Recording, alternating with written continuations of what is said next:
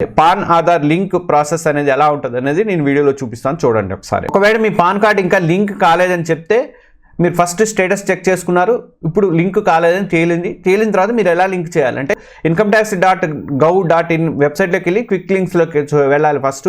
తర్వాత link ఆధార్పై click చేయాలి. అక్కడ మీ PAN number Aadhaar number enter చేయండి. నేను ఎంటర్ చేసాను ఏంటంటే నాది ఆల్రెడీ ఉంది కాబట్టి అట్లా వస్తుంది. మీకు ఇలా ఎంటర్ చేసిన తర్వాత మీ ఆధార్ కార్డుపై పుట్టిన సంవత్సరం మాత్రమే ఉంటే I have only year of birth in Aadhaar card అనే బాక్స్ని టిక్ చేయండి. ఒకసారి టిక్ చేశాక వ్యాలిడేట్ క్లిక్ చేసి మీ ఆధార్తో లింక్ అయినటువంటి మొబైల్ నెంబర్కి వచ్చినటువంటి ఓటీపీని ఎంటర్ చేయండి. అంతే, మీ లింకింగ్ రిక్వెస్ట్ అనేది సబ్మిట్ అయిపోతుంది. చాలా ఈజీ, ఎక్కువ టైం కూడా పట్టదు మీకు. చూసారు కదా, pan card Aadhaar card link అనేది ఎంత ముఖ్యమో ఈ ప్రాసెస్ అంత ఈజీ.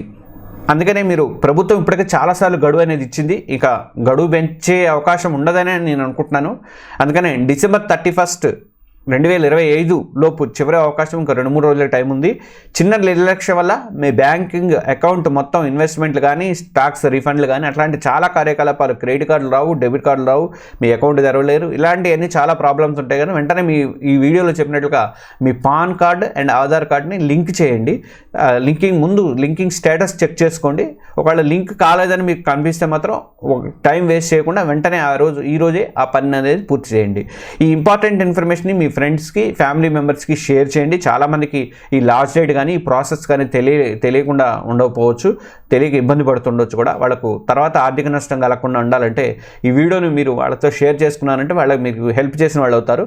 ఒక్క షేర్ అనేది రాబోయే పెద్ద సమస్యని నివారించడానికి అవకాశం అయితే ఉంటుంది. అంటే మరిన్ని ముఖ్యమైనటువంటి ఆర్థిక సమాచారం కోసం మా ఛానల్ తప్పకుండా సబ్స్క్రైబ్ చేసుకోండి.